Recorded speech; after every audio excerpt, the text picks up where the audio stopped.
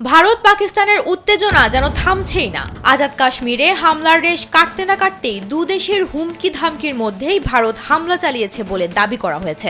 আজাদ কাশ্মীর হামলার একদিন পর বৃহস্পতিবার সকালে পাকিস্তান অভিযোগ করেছে যে ভারতীয় একটি ড্রোন পাঞ্জাবের গুজরানওয়ালায় ঢুকে পড়েছিল।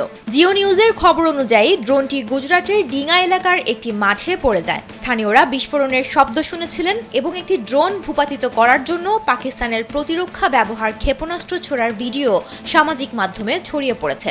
যদিও হতাহতের কোনো খবর নেই, তবে পাক সরকার বা মূলধারার সংবাদ মাধ্যম আনুষ্ঠানিকভাবে কিছু জানায়নি। কয়েকজন প্রত্যক্ষদর্শী জানিয়েছেন একটি রেস্তোরাঁয় বসে তারা খাবার খাচ্ছিলেন, তখন বিস্ফোরণের বিকট শব্দ শুনতে পান তারা। স্যান্ডেলিনা সো, রূপচর্চায় আভিজাত্য। তবে এ ড্রোনের আঘাতে কেউ হতাহত হওয়ার খবর পাওয়া যায়নি। ওদিকে পাকিস্তানে ভারতের হামলাকে কাপুরুষোচিত উল্লেখ করে এর তীব্র নিন্দা জানিয়েছেন পাকিস্তানের প্রধানমন্ত্রী শাহবাজ শরীফ। তিনি বলেছেন, এই হামলার পরিপ্রেক্ষিতে ভারতেও হামলা করার অধিকার রয়েছে পাকিস্তানের।